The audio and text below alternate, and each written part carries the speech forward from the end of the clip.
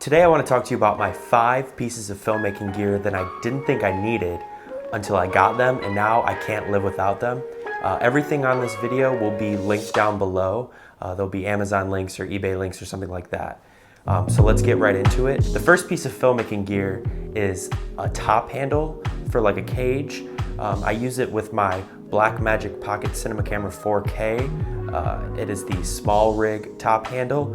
It makes the camera so much easier to deal with because when I'm constantly shooting with it and I would need to rest, I can just hold it down by the handle instead of having to hold it by the hand grip, which is all kind of, you know, it's not very deep and it's not very practical. So I can just grab it by the top handle and just hold it down by my side. I think it just kind of looks cooler also on the camera. It looks sort of like more professional, I guess. It helps protect the camera, so if you were to drop it and it lands on top, it'll hit the handle first rather than hitting the body itself. And then finally, it's just more mounting points on the camera. So you can mount things like external monitors, you can mount things like microphones. So that takes me to my next item that I wanted to mention is an external monitor. I definitely didn't think I needed an external monitor before I got the Blackmagic camera as my main shooter. Because of the lack of the articulating screen, it's kind of tough to get low angles sometimes, or high angles because you can't move the screen, so you sort of have to be at eye level with the screen at all times to see it. So it's definitely nice to have a monitor that you can articulate around and sort of just use to get different shots rather than just staying at eye level at all times. And it also helps you see what your shot is actually going to look like and how it's actually going to read on camera versus looking on a tiny little screen. And that's also good to note because if you're pulling focus manually like I do, I don't use autofocus really at all other than with the XT3. But when I'm shooting with the Blackmagic, I'm always using manual focus. So it's definitely necessary to have a monitor for manual focusing for weddings and things like that. I use a little small rig swivel arm for it so that I can sort of just spin it around, tilt it up, down. I know there are better options than that. I just haven't really considered doing it because the swivel arms worked for me so far. But I'll definitely be looking into a different option at some point. I use the Andy Cine A6 monitor with the Blackmagic. It's a great little monitor. It's kind of cheap, but I think it's nice. It takes the Sony NPF batteries, and I have a ton of those, so it makes it really usable and really easy to use. And it's just a great addition and another thing that I definitely didn't think I would need until I had one. So the next thing that I think you definitely need that I didn't think I needed is a good tripod. Now, whatever you're doing, wherever you're at in your filmmaking career, you're gonna need a tripod at some point. That is proven. I mean, if you're just making videos like this, YouTube videos, I have my camera set up on a tripod right now. It helps you slow down and sort of think more about what you're filming rather than just being handheld and just shooting whatever you want. It helps you have more options for shots too. So I use a swiveling and panning head, and it's also safer for the camera to have a decent tripod rather than sort of a junky tripod that could fall over or break at any minute. I use the Benro S4 fluid head with the legs that it came with. I don't know what those are called.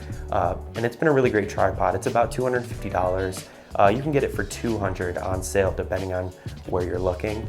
But it's a really great tripod and I definitely don't regret buying it by any means. I think having a swivel head tripod is really nice too because I've always used ball head tripods and they kind of suck, but now you can get panning and tilting shots with a swivel head tripod. So I definitely think that's another thing you should consider buying. The next thing is step-up rings and lens caps for those rings. If you do video outdoors or you like to shoot long exposures outdoors in direct sunlight, you need to use ND filters to either keep that 50 or 180 degree shutter angle or to do long exposures outdoors.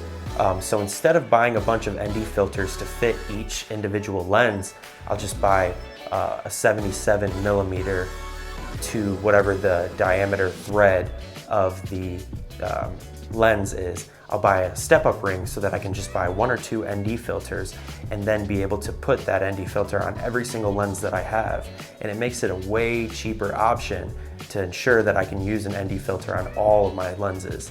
So I use just straight 77 millimeter step-up rings, and then I buy 77 millimeter ND filters all the time, and they make them, the smallest one I have is a 49mm to 77mm. That's my tiny little Fujifilm 35mm lens. To complement the 77mm step-up rings, I buy packs of 77mm lens caps, because you can't use the original lens caps anymore once you put a step-up ring on it. But those are super cheap, you know, like the step-up rings and the lens caps are super cheap. And I definitely didn't think that I would need that. I was just gonna have 1 or 2 lenses, but then I sort of started to gather more and more lenses, and eventually I just needed a solution like step-up rings to sort of circumvent the need for more ND filters. But instead, I can just buy a couple ND filters and boom, I got it covered. And the final thing that I wanna mention are these guys, these little guys right here. They're called Bongo Ties. I've accidentally stolen these from the guy that I work with, so I haven't actually needed to buy any of my own. But these things are freaking amazing. They're for like cable management, or honestly, you can just use them for whatever you want. I use them to keep the little dead cat on my Rode Video Micro, because it always falls off. I don't know why, but for some reason mine, the one that they sent me, just doesn't really even fit. So I just wrap it around and it keeps it on there perfectly. So I definitely think you should consider getting a bunch of Bongo Ties too.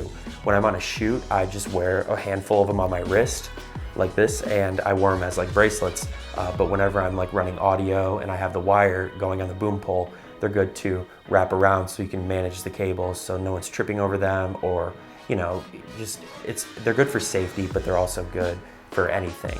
I also use them for my Blackmagic. I run SSDs into the camera, and I use them to tie the SSD down onto the V-mount battery when I'm not using my Samsung SSD. So like I said, they're just really amazing little things. They're super cheap, and I would definitely consider picking up some of those too. I didn't even know they existed until like literally 6 months ago, so that just shows you how much of an amateur I am. So thank you guys for watching this. This is kind of a different video than what I've made. I usually do like reviews, but this is kind of like sort of the idea of what I want to start making. So everything will be listed down below. I think you should definitely check those things out. I didn't really realize that I would need any of this stuff. I didn't think I would need any of it. And here we are, you know, a couple years later, I have all these things, and I gotta say, these are probably the things that I mainly need, or mainly benefited the most from, just because they sort of like made things easier. And that's sort of the overarching theme with all this stuff, is it just makes things easier for me versus like gimbals and drones and stuff, which is what people would probably recommend. I think those things only complicate things. So with that being said, you know, check those out, and thank you for watching this video. Subscribe, hit the thumbs up button if you liked it. I'm definitely gonna be more consistent with posting, so I'm gonna try to do once a week. So, you know, like I said, subscribe, check out the other videos, check out the links down below, and I'll see you in the next one.